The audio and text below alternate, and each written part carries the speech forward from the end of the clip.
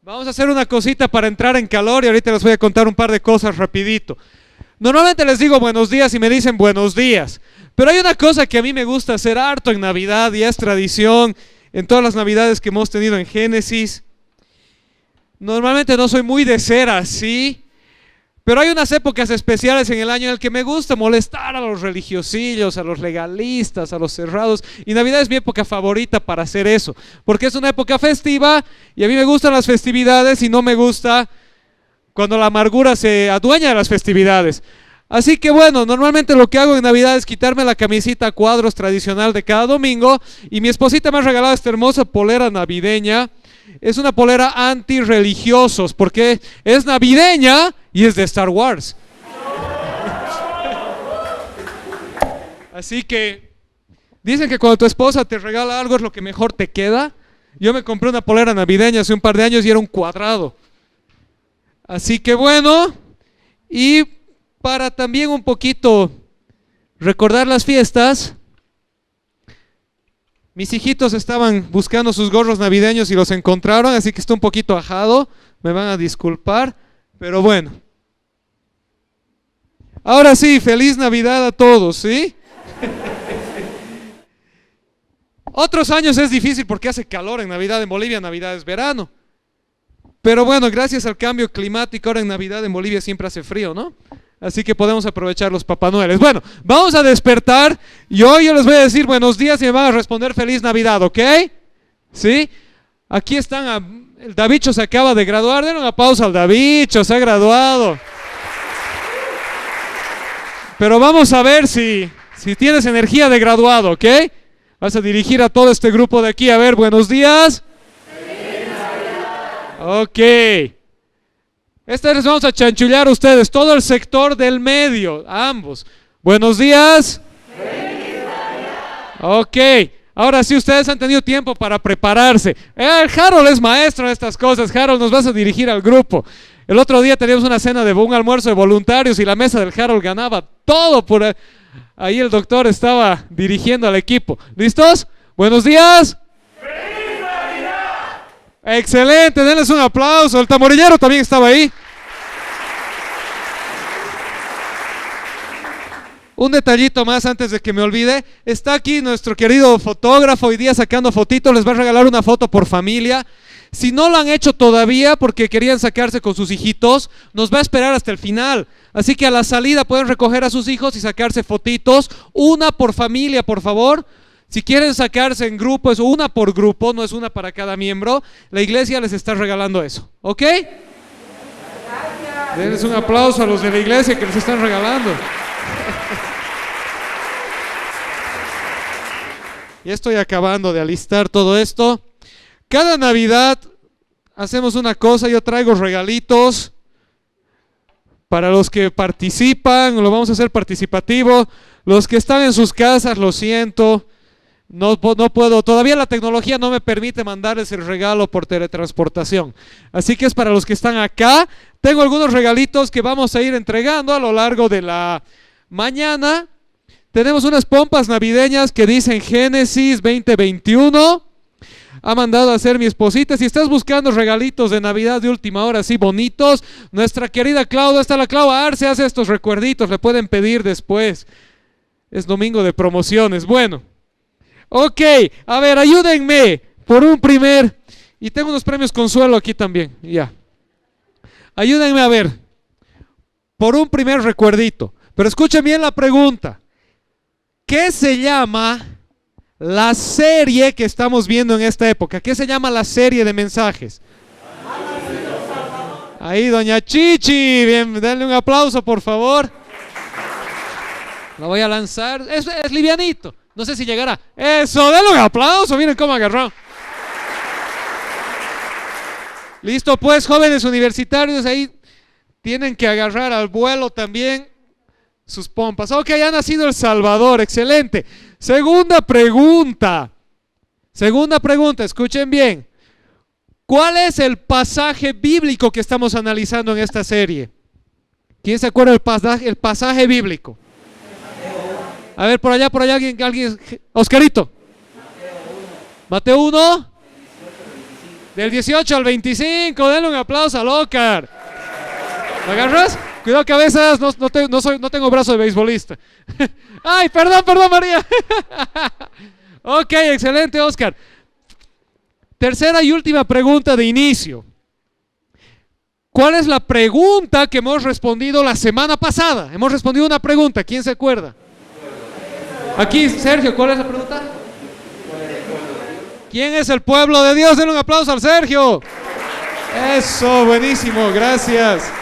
Ok, bueno. Mateo 1, 18 al 25 nos cuenta la historia del nacimiento, del anuncio del nacimiento de Jesús, y se enfoca más en la perspectiva de José. Y hemos visto que este hermoso acontecimiento tiene un montón de profundidad, de cosas que podemos estudiar, y hemos dicho que este año vamos a analizar 3 preguntas, una cada domingo. Hemos empezado la semana pasada con la pregunta ¿quién es su pueblo? Y hemos respondido que su pueblo básicamente son sus discípulos, es la iglesia, compuesta de todas las naciones, de todas las personas en el mundo, de todo pueblo, de toda nación que ha aceptado a Jesucristo como su Señor y Salvador. Hoy entonces vamos a entrar a la segunda pregunta. La segunda pregunta que vamos a responder hoy es ¿quién es el Salvador? Y hemos visto que Él vino a salvar a su pueblo. Un poco ya hemos respondido, es una pregunta un poco obvia, pero de todas maneras vale la pena analizar algunas profundidades de esta pregunta. ¿Quién es el Salvador? ¿Quién es aquel que va a salvar? ¿De qué se trata que vino el Salvador? ¿Por qué celebramos, festejamos y nos alegramos con este hecho? Y para responder esto vamos a retornar a nuestro pasaje que estamos estudiando, Mateo 1, 18 al 25. No se los voy a volver a leer completo, porque lo hemos leído la semana pasada y lo tienen en sus Biblias. Pero nos vamos a enfocar específicamente en 2 versículos hoy. La segunda parte del anuncio del ángel. La semana pasada vimos la primera parte del anuncio del ángel en el versículo 21, Mateo 1, 21, que le dijo a José, le pondrás por nombre Jesús, porque él salvará a su pueblo de sus pecados. Hoy vamos a ver lo que le dice el ángel inmediatamente después, Mateo 1, 22, 23. Todo esto sucedió para que se cumpliera lo que el Señor había dicho por medio del profeta. La virgen concebirá y dará a luz un hijo y lo llamarán Emanuel, que significa, ¿qué significa? Ahí está. Dios con nosotros. Ok, tengo un par de preguntas entonces aquí. Un par de preguntas. ¿Quién sabe qué profeta anunció este nacimiento? ¿A qué profeta, a qué profecía está haciendo referencia? Específico. Isaías tiene 66 capítulos.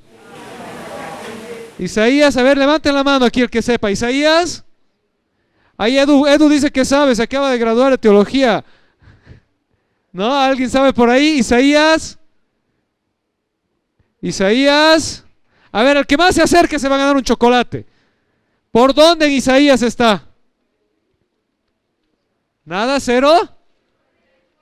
54, no. Isaías 120, no, solo hay 66 en Isaías.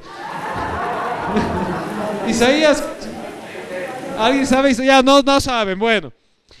Isaías 7:14, más un rato lo vamos a leer. Ok. Otra pregunta, ¿quién sabe el contexto de esta profecía? ¿Qué estaba pasando cuando Dios dio esta profecía por medio de Isaías? ¿Quién sabe más o menos en qué año fue, en qué situación fue? ¿Alguien sabe? ¿No?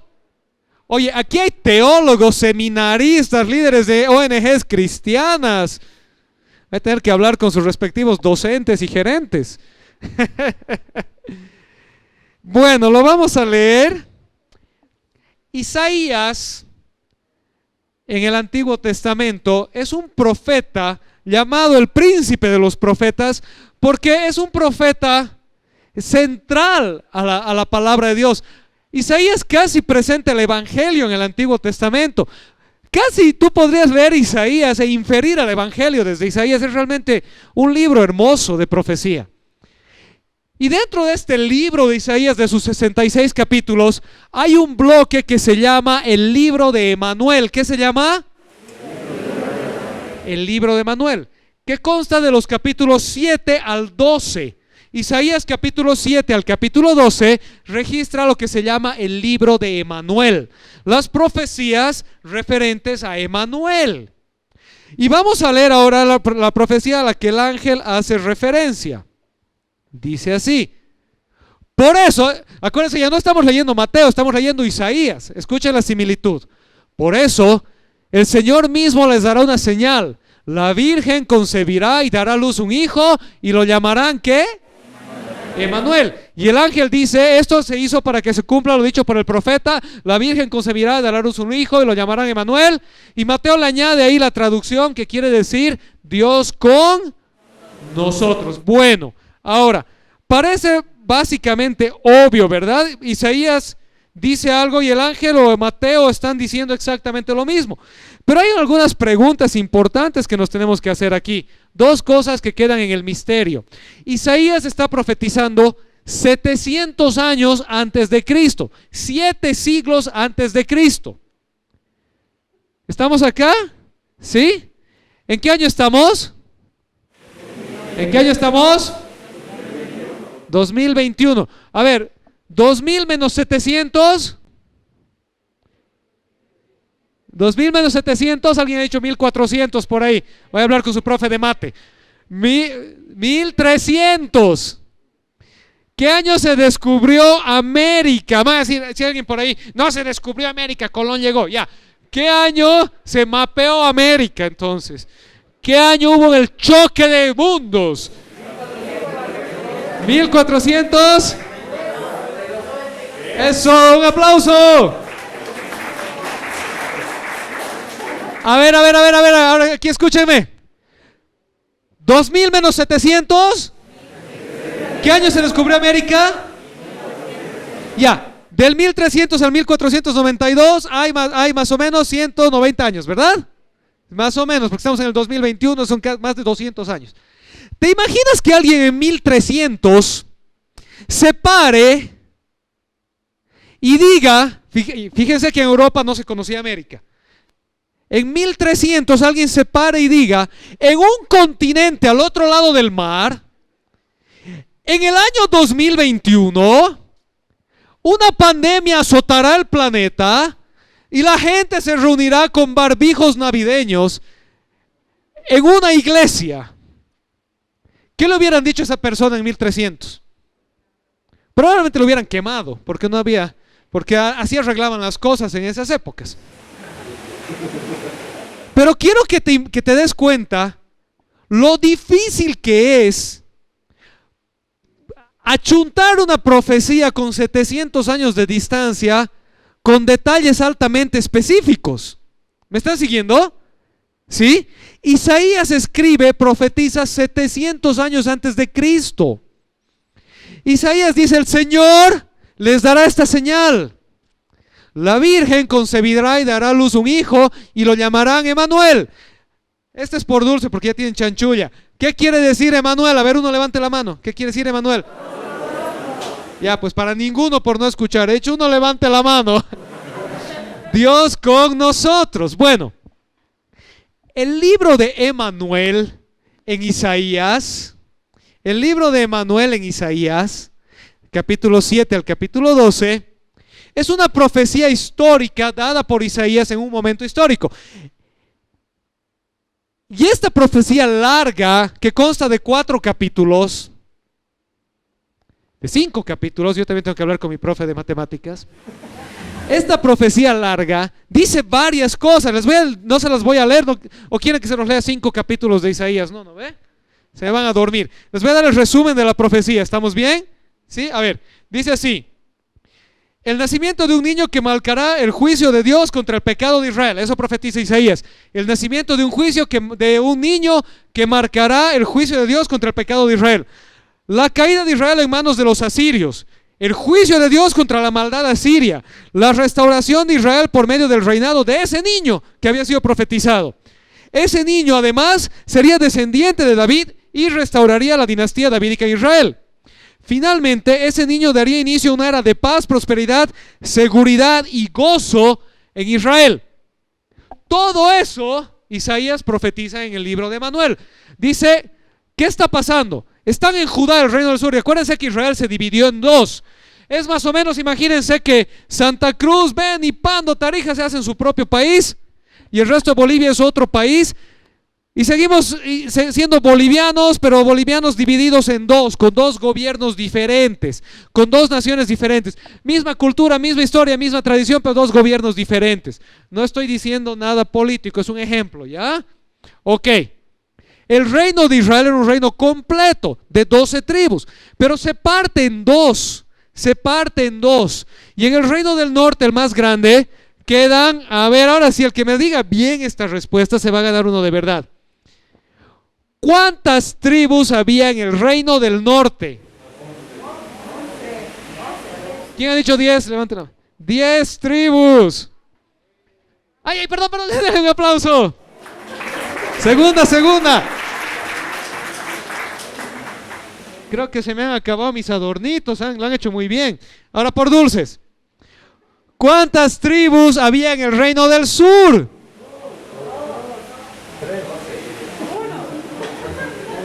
¿Cuántas había en el del norte?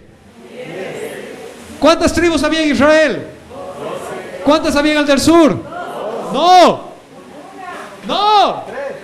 ¿Quién ha dicho 3? Por achuntarle le vamos a dar uno. Benjamín y Judá están en el reino del sur, pero hay una tribu que está en todo el país, que son los levitas. Entonces, en el reino del sur existían 3 tribus: Benjamín, Judá y algunos levitas. Pero como Judá eran la mayoría, se llamaban el reino de Judá. ¿Estamos acá? ¿Sí? Ok. Isaías está profetizando en el reino de Judá, en la corte de Acaz, y le está diciendo que el reino del norte va a ser destruido por los asirios y que después Dios va a castigar a los asirios, y después de castigar a los asirios también va a castigar a Judá por su pecado si no se arrepiente, y después de todo eso Dios va a restaurar el reino de Israel y va a poner un reino final de últimos tiempos, de paz, de gozo, de prosperidad, en la que el cordero y el león jugarán juntos, en la que la justicia de Dios se obrará en toda la tierra. Todo eso que han escuchado una vez, el cordero y el león jugarán juntos. Isaías, el libro de Manuel, capítulos 7 al 12. Todo eso está ahí. Isaías dice: la señal de que esto va a suceder es el nacimiento de este niño. Entonces estaban las preguntas: ¿quién era ese niño prometido? ¿Y qué pasó con la promesa de restaurar el reino de un gobierno de paz y seguridad y prosperidad? ¿Por qué? Porque lo que Isaías prometió, o predijo, o profetizó, se cumplió. Durante la vida de Isaías, el reino del norte cae en manos de los asirios. Los asirios arrasan el reino del norte, que su capital era Samaria, lo destrozan por completo y los eliminan. El reino del sur, Judá, queda reducido a una ciudad, a Jerusalén. Todo el resto del reino es arrasado. Pero el reino del sur sobrevive. Después de eso, Dios manda a los babilonios a castigar a los asirios, y Babilonia arrasa con Asiria. Pero al arrasar con Asiria se lleva a Judá de colita. Israel desaparece. ¿Estamos acá? ¿Sí? Tiempo después llegan los medo-persas, otro imperio, y los destruyen a los babilónicos. Y durante el gobierno de los persas, con Jerjes, se da una orden de que los israelitas vuelvan a su tierra. Y regresan a su tierra, pero su reinado nunca más es restaurado de una manera como una nación independiente hasta el día de hoy. ¿En qué sentido? En el sentido de que las fronteras de Israel nunca más han vuelto a ser las fronteras que Dios le prometió a David, a Abraham mucho antes, y que las ejecutó Salomón. Durante el reino de Salomón es la única vez que Israel llega a tener todo el territorio que Dios les había prometido. Dios les dijo: todo esto es tuyo. Y Salomón es el que lo logra, y después se parten en dos, después se los comen, después regresan, después se los vuelven a llevar, después regresan otra vez, y en 1948 se funda el Estado moderno de Israel.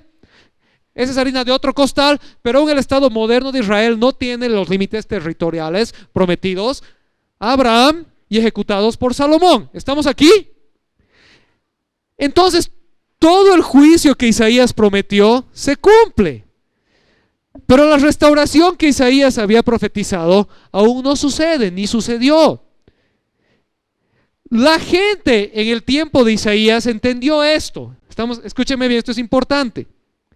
La gente en el tiempo de Isaías entendió esto. Imagínense que esta es la corte real, ¿sí? Esta es la corte real. ¿Estamos aquí? ¿Sí? Y ahí está el rey Don Sergio sentado en el trono. Y llega un profeta y dice, la virgen, una virgen, va a concebir y va a dar a luz un hijo. Y eso va a ser señal del juicio de Dios. ¿Vamos bien? ¿Sí? Ok. Lo que la gente entendió es que alguien que estaba aquí en la corte del rey, que era virgen, iba a casarse con un descendiente de David. En la corte real había muchos. Iba a quedar embarazada, iba a tener un hijo, y cuando ese hijo nazca, Asiria iba a destruir el reino del norte. ¿Estamos acá? Y eso efectivamente sucedió. No quedó registrado quién era ese niño, pero sabemos que probablemente muchas de las vírgenes de la corte de Acaz se casaron con un descendiente de David y quedaron embarazadas y dieron a luz un hijo, y Asiria conquistó el reino del norte. Pero pasan 700 años y los israelitas siguen esperando la restauración y siguen diciendo, ¿qué pasó con esta promesa? Y llega el ángel y le dice a José, ¿sabes qué, José? Lo que sucede es que tus antepasados en el tiempo de Isaías entendieron mal. Lo que ellos entendieron como Dios con nosotros era la señal de que cuando nazca ese niño, el reino del norte iba a ser destruido, pero Dios iba a estar con el reino del sur protegiéndolo. ¿Estamos aquí? ¿Y eso sucedió o no? Sí, el reino del sur no cayó. Dios estuvo con ellos. Pero el ángel le dice a José, lo que Dios dijo era mucho más grande que lo que ellos entendieron. Dios no estaba diciendo que una que era virgen en ese momento después se iba a embarazar y el nacimiento de su hijo iba a simbolizar la protección de Dios sobre Israel. Lo que Dios profetizó por medio de Isaías era literalmente que Dios iba a estar con nosotros. Textualmente, literalmente, que una virgen, sin tener relaciones sexuales con nadie, iba a quedar embarazada. Y ese su embarazo iba a ser literalmente Dios con nosotros. No iba a simbolizar la presencia de Dios con nosotros, iba a ser textualmente Dios habitando físicamente en medio nuestro. ¿Me están siguiendo? ¿Sí? Esa era la envergadura de la promesa de Isaías, de la profecía de Isaías 700 años antes. Que en el tiempo establecido por Dios, en el tiempo dado por Dios, Emmanuel no iba a ser un nombre simbólico, iba a ser un nombre textual, literal. ¿Estamos acá? ¿Sí? Es más o menos como que alguien venga y diga, es que tiene $1,000,000, decimos, ¿no ve? Cuando queremos decir que alguien tiene mucha plata, ¿sí o no? ¿Sí? Una figura de lenguaje. ¿Estamos acá? ¿Sí? O a veces lo vemos al Mauri, que es uno de los más altos, y dicen, es que mide 2 metros, dicen, ¿no ve? Pero no mide 2 metros, queremos decir es alto, usando figuras del lenguaje, ¿sí? Pero literalmente es diferente cuando decimos es que tiene $1,000,000 y quiere decir que literalmente en su maleta tiene $1,000,000. El lenguaje tiene una aplicación metafórica, simbólica, y tiene una aplicación literal. ¿Sí? ¿Vamos bien? ¿Estamos acá? ¿Están acá todavía? Hola. Ahorita van a llegar más chocolates, no se preocupen. Bueno, la gente en tiempos de Isaías entendió la profecía en el lenguaje simbólico. Pero el ángel está diciendo a José que la profecía era literal. No era una simbología, no era una metáfora, era una promesa de algo que Dios iba a hacer literalmente. Por el poder del Espíritu Santo, sin ningún tipo de relaciones sexuales con nadie, una virgen, que era María, iba a quedar embarazada de un niño. Y ese niño iba a ser Dios hombre. Totalmente humano como tú y yo, y totalmente divino como Dios el Padre. Y entonces iba a ser literalmente Emmanuel, Dios con nosotros. Dios habitando entre nosotros. Dios hecho uno de nosotros. ¿Tú crees que si Dios ahorita se manifiesta y le pinchas con un alfiler le va a doler? ¿Qué dicen? Por un chocolate, ¿le va a doler o no? No, ¿quién ha dicho no hay atrás? Don Freddy. Cuidado. ¡Ay! No le va a doler. Dios es Dios, Dios es espíritu. Pero si Jesús, cuando Jesús estaba en carne y hueso en medio de nosotros, Jesús era Dios y su compañerito de curso le pinchaba con un alfiler, ¿le dolía? Sí. Dios con nosotros. Dios se hizo uno de nosotros. ¿Están aquí? ¿Me están siguiendo? La promesa era literal, textual. La Virgen concebirá y dará a luz un hijo y lo llamarán Emanuel. ¿Qué significa Emanuel? Con nosotros. ¿Y para qué vino entonces Dios? En la anterior semana hemos visto eso. A ver, ¿para qué vino Dios? ¿Cuál era su propósito de hacerse uno de nosotros? A ver, uno levante la mano, un hito. Levanten la mano, hemos dicho. A ver, Cris.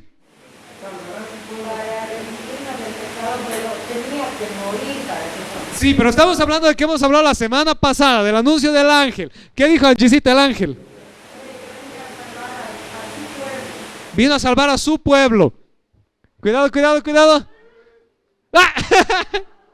Hay mucha viga aquí. Pásenle a la Angisita, el chocolate, no se lo quede. Vino a salvar a su pueblo. ¿De qué? ¿De qué vino a salvar? De sus pecados. De sus pecados. Isaías profetizó que la llegada de Emanuel iba a ser el juicio de Dios contra el pecado de Israel. Y que después de que Emanuel crezca iba a establecer un reino de Dios eterno. ¿Estamos acá? Y el ángel dice que Jesús, Emanuel, vino a salvar a su pueblo de sus pecados. ¿Te das cuenta? Lo que la gente entendió, el juicio de Dios contra Israel en el Antiguo Testamento, era la destrucción de Israel por su maldad. Pero lo que Dios realmente estaba diciendo era que Él iba a venir a salvar al pueblo de sus pecados, a librarnos del juicio del pecado.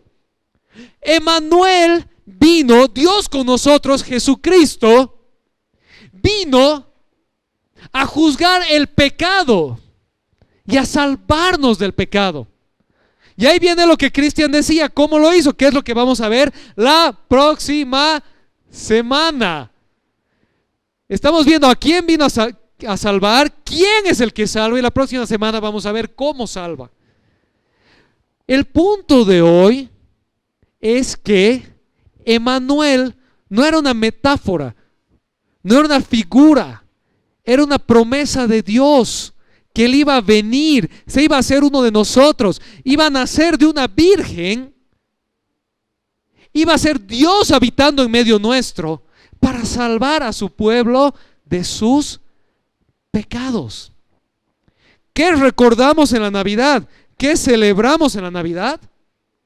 El hecho de que Dios cumplió su promesa, se hizo uno de nosotros. La Virgen concibió, dio a luz un hijo y fue Dios con nosotros. ¿Amén? ¿Estamos aquí? Ok, vamos a ver qué tenemos más por ahí. Entonces vamos a leer algunos puntos. ¿Me ayudan acá? ¿Sí? Yo voy a leer hasta el punto y ustedes leen la segunda parte. ¿Están listos? A ver, la profecía de Isaías no se refería a que una virgen de la corte de Acaz quedaría embarazada de algún heredero al trono. ¿Les toca?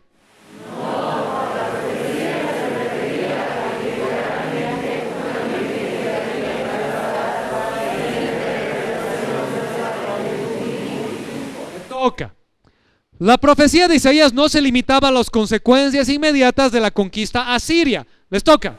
No, la profecía se refería a las consecuencias externas del resultado de toda la salvación divina. La gente en el tiempo de Isaías pensó que estaba hablando Dios de un momento de juicio contra Israel. Dios estaba hablando de la eternidad del juicio contra el pecado. Emanuel no era simplemente el nombre de un niño que representaría la presencia de Dios en Israel. Les toca.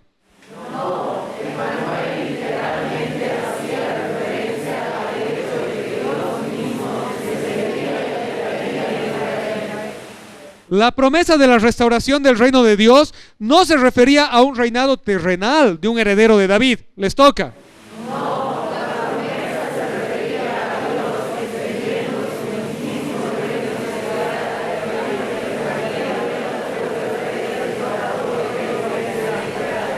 Lo lograron. Ok. Fíjense que Dios no estaba prometiendo que iba a restaurar a Israel en sus límites geopolíticos. Dios estaba refiriendo a que Él iba a abrir las puertas de su reino para que entremos. Es una diferencia enorme. Los israelitas estaban esperando y algunos siguen esperando, y de colado algunos cristianos también, que Dios restaure el reino geopolítico de Israel. Pero Dios no está en afán de restaurar territorios geopolíticos. Dios abrió las puertas de su reino para todo aquel que desee entrar a su reino. ¿Estamos acá? Él dijo antes Israel era el representante de la presencia de Dios en la tierra, pero hoy Dios mismo ha venido a representarse en la tierra. ¿Por un chocolate? ¿Por medio de quién? Levanten la mano. ¿Quién dijo ahí? Y el Ricardo ha levantado la mano, por eso le vamos a dar a él. Por escuchar. De Jesús. En el Antiguo Testamento Israel era el representante de Dios. En el Nuevo Testamento Dios mismo vino y se representó. Y se acuerdan, la semana pasada Él dijo: vayan y hagan discípulos de todos los grupos de personas del planeta. ¿Hippies? Sí. ¿Esqueiboleros? Sí. ¿Reggaetoneros con gracia, salvación y misericordia? También. Ok. Dios abrió sus puertas para todo aquel que desee entrar, de toda lengua, de toda nación, de todo rincón del planeta. Ya no tienen que peregrinar a Israel. Ahora Dios está con nosotros. Y ahorita vamos a ver un detalle más de eso. Último punto. Finalmente, la restauración de Israel no hacía referencia a una restauración territorial. Les toca.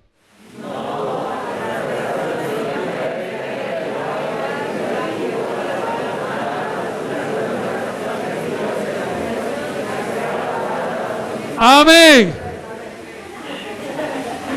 Bueno, Israel estaba esperando que el Mesías venga y en el territorio de Israel se establezca el gobierno de Dios, y de alguna manera en el territorio físico de Israel el león y el cordero coman juntos. Pero Dios dice: no he venido a restaurar un pedacito del planeta y dejar todo el resto del planeta que se muera, sino que en la segunda venida de Cristo, el Apocalipsis, que les da pesadillas, el Apocalipsis simplemente dice esto: Dios va a restaurar toda la creación. Toda la creación va a ser restaurada. Todo el planeta va a ser restaurado al diseño original de Dios. Armonía, paz, santidad, vida eterna. Dios iba a restaurar toda su creación en la segunda venida de su Hijo.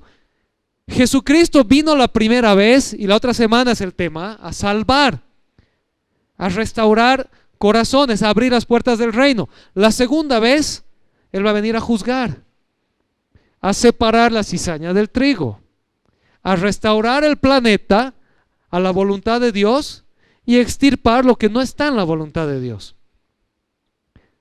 Esa es la historia de los 22 capítulos de Apocalipsis que tanta pesadilla dan. Bueno, entonces, ahora sí. Entonces, por último, quedaría una última pregunta hoy día. Hemos visto ya quién es Emanuel, de dónde viene la idea de Emanuel, cómo Dios anunció la llegada de Emanuel 700 años antes de que él llegue, cómo se cumplió esta llegada, una de las más de 600 profecías que se cumplen en Cristo Jesús, en su nacimiento, vida y muerte. Pero finalmente queda una última pregunta que tal vez no se la han hecho, pero después llegan a su casa: ay, ¿por qué no he preguntado? Van a decir. Como cuando sales de tu clase, ¿no has entendido? Sí. Llegas a hacer la tarea: ay, ¿no ve? Si Emanuel era Dios con nosotros, literalmente Jesús, y Jesús ya murió en la cruz y Jesús ya ascendió al cielo, ¿se fue Emanuel? ¿Nos quedamos solos? El Evangelio de Mateo está majestuosamente organizado en un arco. El nacimiento de Jesús apunta a la Gran Comisión, y la Gran Comisión nos recuerda el nacimiento de Jesús. La anterior semana vimos cómo su pueblo anunciado en Mateo 1, Jesucristo lo define en Mateo 28, todas las naciones. Hoy vamos a ver cómo Emmanuel en el capítulo 1 es presentado en la Gran Comisión en el capítulo 28. Vamos a leer primero la Gran Comisión. Mateo 28, 18 al 20. A ver, vamos a tratar de que lo hagan juntos este versiculito a la cuenta de 3. A la 1, a las 2 y a las 3.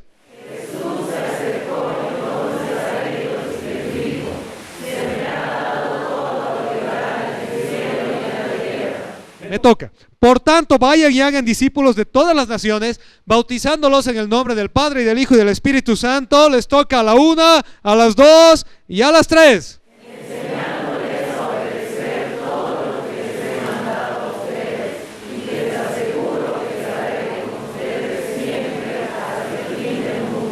Levantando la mano, y este está con chanchulla. ¿Dónde encuentran a Emmanuel en la Gran Comisión? A ver, levanten la mano el que encuentra a Emmanuel en la Gran Comisión. Allá. No, pero aquí en el versículo no dice nada del Espíritu Santo. Esteban, levantado la mano era Esteban. Estaré con ustedes siempre hasta el fin del mundo. Uno para la Ale más porque... Ok, a ver. ¿Saben por qué me gustan estos ejercicios? Porque tenemos que acostumbrarnos a leer lo que la Biblia dice, no a responder de lo que nos acordamos de memoria. Todas las respuestas que me han dado algunos son verdad, pero no están en esos versículos. Estamos preguntando qué dice la Biblia, no qué me acuerdo que la Biblia dice. Y aquí Emmanuel está de la siguiente manera. Mateo 1:23, Emmanuel significa Dios con nosotros. Mateo 28:20, Jesús dice, estoy con ustedes ¿hasta cuándo? Hasta el fin del mundo. ¿Te estás dando cuenta de la conexión intencional que Mateo está haciendo? Jesús es Emmanuel, Dios con nosotros. Jesús, el ángel dice, será Emmanuel, Dios con nosotros. Y Jesús antes de ascender, antes de irse, dice, me voy, chao, buena suerte. ¿Qué les dice? Yo estoy con ustedes ¿hasta cuándo? Hasta el fin del mundo. Emmanuel, Dios con nosotros, no se fue en el ascenso de Cristo. Él prometió estar con nosotros hasta el fin del mundo. Dios sigue con nosotros. ¿Amén? ¿Estamos acá? No nos dejó. Dios, o sea, Jesús ascendió de nuevo al Padre, pero su ascenso no fue un abandono, fue el final de su misión terrenal. Pero su presencia permanece con nosotros. Por eso oramos. Por eso preguntamos a alguien si le ha entregado su vida a Cristo. Por eso anunciamos su retorno y celebramos la Santa Cena. Porque Él, ahora por medio del Espíritu, está con nosotros. Amén, ¿estamos acá? Ok. Hay un autor bíblico que me gusta bastante que se llama Jack Kingsbury, y él dice lo siguiente: el mensaje que Mateo proclama es que en la persona de Jesús Mesías, su Hijo, Dios se ha acercado para habitar con su pueblo, la iglesia, inaugurando así la era escatológica de la salvación. Es bonito leer libros de teología, ¿no ve? Con palabras súper sencillas y con gramática. Bueno, a ver, ¿qué quiere decir nuevamente? El mensaje que Mateo proclama es que en la persona de Jesús Mesías, su Hijo, Dios se ha acercado para habitar con su pueblo. Entonces, ¿quién se ha acercado para habitar con su pueblo? Dios. ¿Por medio de quién? ¿En la persona de quién? ¿Y quién es Jesús? El Hijo de Dios. ¿Cuál es el pueblo de Dios? Lo que dice ahí. ¿Qué dice? Dios se ha acercado para habitar con su pueblo, la iglesia. Y cuando en la persona de Jesús Mesías, Dios se ha acercado para habitar con su pueblo, la iglesia, ¿qué ha hecho Dios? ¿Qué ha hecho la obra de Jesús? Ha inaugurado la era escatológica de la salvación. Pregunta final: ¿qué quiere decir escatológica? Levanten la mano. Los estudiantes de teología, si no a dedo les voy a preguntar en serio. ¿Qué quiere decir escatológica? ¿Quién dijo eso? Excelente, el estudio de los últimos tiempos. Eso es la escatología. Pero ¿qué quiere decir la era escatológica? ¿Qué quiere decir? A ver, por derivación. Escatología, estudio de los últimos tiempos. La era escatológica, entonces, ¿qué será? A ver, alguien por ahí estaba diciendo, ¿quién fue? Los últimos tiempos. Muy bien, denle un aplauso. Con la llegada de Jesús comenzaron los últimos tiempos. ¿Estamos acá? El profeta Joel dice que en los últimos días derramaré mi espíritu sobre todos, y sus ancianos verán visiones, y sus niños soñarán, y sus mujeres profetizarán, etcétera, etcétera, etcétera. Y Pedro en Hechos 2, en Pentecostés, dice: hoy se cumple lo dicho por el profeta Joel, que Dios derramaría de su espíritu sobre toda carne. La era final, los últimos tiempos. Desde que Jesús vino, Dios abrió el tiempo final. No hay otro tiempo más. No hay una siguiente manifestación de Dios. Jesús es la manifestación definitiva de Dios. Es Dios con nosotros. ¿Estamos acá? No es poca cosa. Porque a veces escuchamos y vemos la televisión cristiana, los que todavía se animan a ver, y están esperando los últimos tiempos en los que cosas terribles van a pasar. Pero Pedro literalmente dijo: ya estamos en los últimos tiempos. Dios ya vino, Dios ya derramó su espíritu. Lo que falta es que regrese a ponerle fin. Lo que falta es que retorne a cerrar la historia. ¿Me están siguiendo? ¿Sí? ¿Estamos acá? Bastante teología hoy día, ¿no? Pero vale la pena. Dios empezó con la creación. Después de la creación, a ver, por un chocolate, vamos a lanzar los chocolatitos más, tenemos 2 minutos. ¿Qué vino después de la creación? Termina la creación, si Adán y Eva ya están. ¿Qué vino después? Inmediatamente después de la creación. Levanten la mano. Ya, pero el pecado, ¿qué se llama? ¿Qué sucede con el pecado? Hay un evento que sucede alrededor del pecado. Levantando la mano. No, no es la tentación. Cookie. La caída del ser humano. El ser humano es tentado, el ser humano peca y Dios dice: fuera, ya no vivirás para siempre, estás separado de mí. Y cuando eso sucede, Dios le promete a Eva que iba a mandar un salvador de la descendencia de ella. ¿María será descendiente de Eva? Alguien dice: no, por ahí. ¿De quién es descendiente María entonces? ¿María era descendiente de Eva?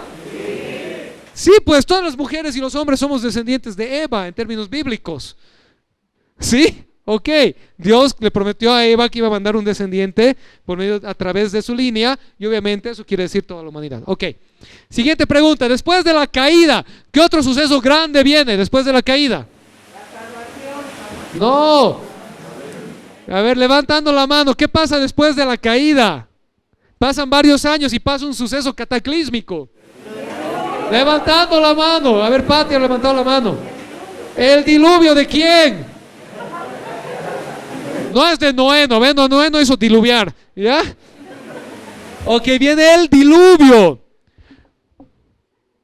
Dios crea, el hombre cae, viene el diluvio. Después del diluvio, el siguiente gran suceso cataclísmico, grande en la historia bíblica. Por un chocolate más. Dios le promete algo a alguien. ¿Qué le promete Dios a quién? Levantando la mano. Levantando la mano. ¿Qué dices, Fer? No sabe, ha levantado la mano como las guaguitas de las actividades. No, no es Moisés. A ver, Mauricio.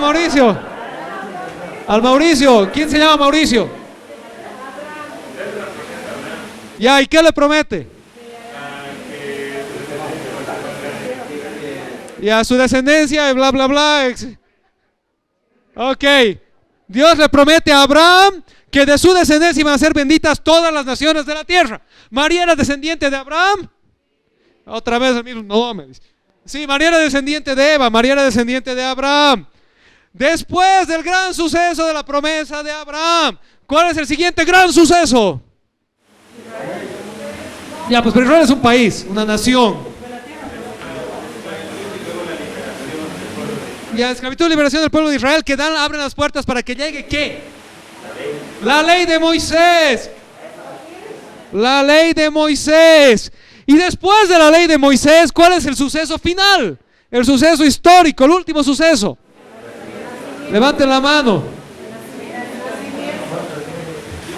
El último gran suceso, les voy a dar premio consuelo de nacimiento. No es solo el nacimiento, es Emanuel.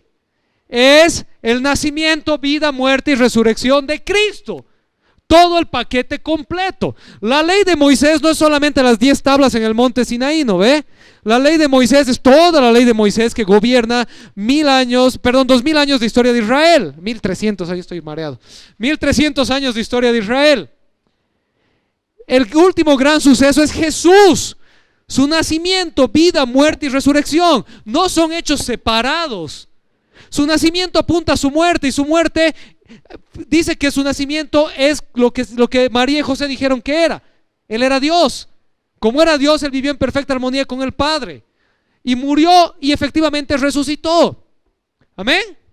Ok, entonces, cuando hablamos de la era escatológica, estamos hablando del hecho de que con la venida de Jesús, Dios dijo, esta es mi última gran manifestación.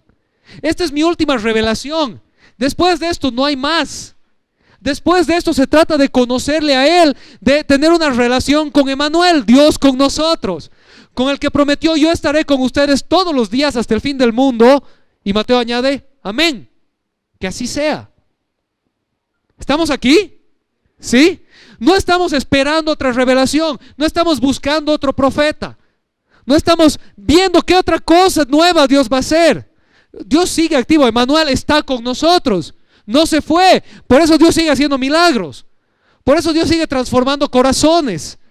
Por eso escuchas personas que eran personas terribles y conocen a Dios y su vida cambia. Por eso escuchas personas que estaban en depresiones y querían quitarse la vida y conocen a Dios y su vida cambia. Por eso hay un youtuber que era un psicópata literalmente diagnosticado, que mataba a gente por gusto, fue a la cárcel, se convirtió en cristiano y hoy predica del amor de Dios. Si lo quieren buscar, se llama David Wood. Dios transforma vidas, Dios transforma corazones, Dios restaura, porque Emanuel sigue con nosotros y Dios hace milagros. Hay un libro que ha salido este año, lamentablemente solo en inglés. Si alguien lee en inglés pueden buscar Milagros de Craig Kinner, que son testimonios de milagros realizados en los últimos 20 años. No por él ha viajado y ha buscado registros de milagros realizados en los últimos 20 años. Varios de ellos milagros médicos con registros médicos. Dios sigue haciendo milagros, porque Emanuel dijo, Jesús dijo, he aquí yo estoy con ustedes todos los días hasta el fin del mundo. Entonces concluimos. La pregunta era ¿a quién salva la semana pasada? A su pueblo. Hoy la pregunta era ¿quién es el que salva? Dios mismo. Dios mismo. No usa un agente externo. No manda a alguien a que haga. Él mismo salva. Amén. Él mismo habitó entre nosotros. Él mismo se dio a conocer. Él mismo es el que salva. Él mismo es el que está con nosotros. Y en la Navidad recordamos ese hecho, que Dios cumplió su promesa y Emanuel vino, Dios con nosotros. Y Emanuel no se fue. Jesucristo ascendió al Padre, pero su presencia permanece en medio nuestro. Amén, iglesia. ¿Podemos ponernos de pie, por favor? ¿Les está gustando esta serie? Es un poco más teológica que lo que estamos acostumbrados, pero vale la pena, ¿no ve? Vale la pena escarbar en las profundidades de la palabra de Dios. Bueno, en conclusión, en la Navidad, en el nacimiento de Jesús, Dios mismo se ha acercado a nosotros y nos ha abierto las puertas de su reino para que entremos por ellas gratuitamente. ¿Cuánto cuesta la entrada al reino de los cielos? ¿Cuánto cuesta la entrada al reino de los cielos? Es gratuita. A ver, despierten. ¿Cuánto cuesta? Nada. A nosotros. La otra semana vamos a ver que a Dios le costó mucho. Pero a nosotros no nos cuesta nada. Y para quienes entramos por ellas, por las puertas del reino de Dios, está la promesa dada por Cristo en su despedida. Emmanuel, Dios con nosotros, no se refiere únicamente al nacimiento histórico de Jesús. Emmanuel es Dios con nosotros siempre, todos los días, hasta el fin del mundo. Y como Mateo Iglesia decimos amén. 3 están en la iglesia. Como Mateo decimos amén. Amén. Dios con nosotros siempre, hasta el fin del mundo. Amén. Los de la alabanza también están en la iglesia. Amén. Ok, gracias. Bueno, ¿oramos? Señor, te damos gracias el día de hoy. Gracias, Dios, por tus promesas cumplidas, por tu amor eterno, por tu inmensa fidelidad. Porque lo que tú le prometiste a Eva, lo que le prometiste a Abraham, lo que declaraste por medio del profeta Isaías, tú lo has cumplido, Señor. La Virgen concibió por milagro del Espíritu Santo y dio a luz un hijo, Jesús el Salvador, Emmanuel, Dios con nosotros, quien habitó en medio nuestro y nos mostró la gloria de Dios, y murió en la cruz tomando nuestro lugar, y resucitó al tercer día y ascendió de vuelta al cielo, pero no nos dejó solos. Dijo: aquí estoy con ustedes todos los días hasta el fin del mundo. Y a quienes creen en su nombre les dio el derecho de ser hijos de Dios. Y nos sellaste con tu Espíritu Santo de la promesa, que nos abre los ojos, que nos renueva, que nos restaura. Te damos gracias, Señor, porque en Navidad celebramos tu llegada y en Semana Santa celebramos tu salvación. Y porque parte de ese calendario cristiano nos ayuda a recordar eso, estos hechos bíblicos tan especiales, estos hechos históricos tan relevantes, tú con nosotros, nuestro Señor y Salvador. Te damos gracias, Padre, en el nombre de Jesús. Amén. Amén.